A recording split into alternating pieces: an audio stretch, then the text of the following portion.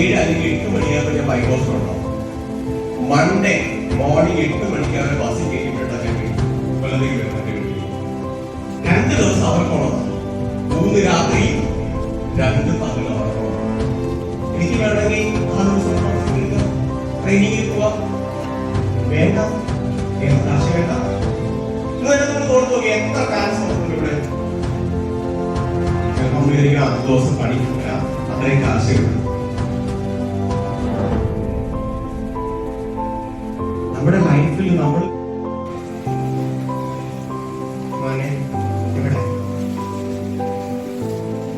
പറഞ്ഞോളോ പോരടിക്കുന്നു. എന്നാ നിങ്ങളുടെ അച്ഛനമ്മയുടെ തന്നെയാണ് ഞാൻ ഇതൊക്കെ പറയുന്നത്.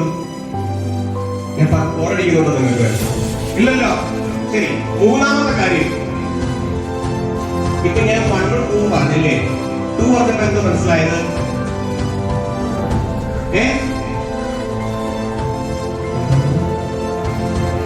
എന്താ പറഞ്ഞേക്കുന്നു? 2 പറഞ്ഞിട്ട് യു ആർ ദ ബെസ്റ്റ് പറയാൻ പറഞ്ഞു. അത് നിങ്ങളുടെ ഇൻഫർമേഷൻ എന്തോ നിങ്ങൾക്ക്?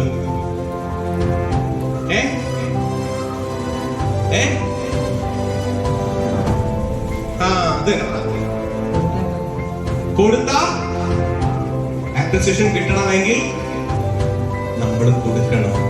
നമ്മൾ നമ്മുടെ മാതാപിതാക്കൾ നമുക്ക് വേണ്ടി എടുക്കുന്ന ഒരുപാട് എഫോർട്ട് ഉണ്ട്. എപ്പോഴെങ്കിലും ശ്രദ്ധിച്ചിട്ടുണ്ടോ? ഇവരും നിങ്ങളും നമ്മൾ വ്യത്യാസം ഞാൻ പറഞ്ഞു തരട്ടെ. മക്കളും നിങ്ങളും പാരന്റ്സ് നമ്മൾ വ്യത്യാസം ഞാൻ പറഞ്ഞു തരട്ടെ. ഒരു ദിവസം എത്ര മണിക്കൂറുണ്ട്? 24 മണിക്കൂർ പണ്ടാരം അടങ്ങാൻ വേണ്ടി നിങ്ങളെ കുറിച്ച ചിന്ത. ഇവർക്കേ നിങ്ങൾക്കോ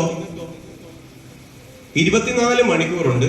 അതിൽ 1 മിനിറ്റ് പോലും നമ്മൾ നമ്മുടെ മാതാപിതാക്കളെ കുറിച്ച് ചിന്തിക്കുന്നില്ല എന്നുള്ളതാണ് യാഥാർത്ഥ്യം. ചിന്തിക്കാറുണ്ടോ? നല്ല ഭക്ഷണം ഉണ്ടാക്കി തരാൻ നേരത്ത് അമ്മ കഴിച്ചോ അച്ഛൻ കഴിച്ചോ എന്ന് ആലോചിക്കാറുണ്ടോ? നല്ല വസ്ത്രം വാങ്ങി തരാൻ നേരത്ത് എന്റെ അമ്മയ്ക്ക് വസ്ത്രം വാങ്ങിയോ എന്റെ അച്ഛന് വസ്ത്രം വാങ്ങിയോ എന്ന് ചിന്തിക്കാറുണ്ടോ? ഉണ്ടോ? എല്ലാം എനിക്ക് പോട്ടെ, അമ്മേ ആ മീൻ പൊരിച്ചതും കൂടെ എടുത്തോ, ചിക്കൻ ഫ്രൈ പോരാ, അങ്ങനല്ലേ പറയാറുണ്ട്.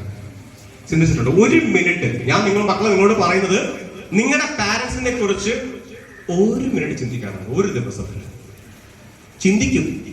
ഇന്ന് അമ്മയില്ല സാധനം മേടിക്കാൻ വേണ്ടി എങ്ങനെ സോപ്പിടും, എങ്ങനെ വളർത്തെടുക്കും അമ്മേ അച്ഛനെ.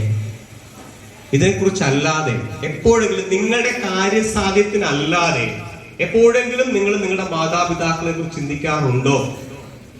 സത്യസന്ധമായിട്ട് നെഞ്ചത്ത് കൈവച്ച് പറയുവാണെങ്കിൽ ഞാൻ പറയും 90% മക്കളും ചിന്തിക്കാറില്ല.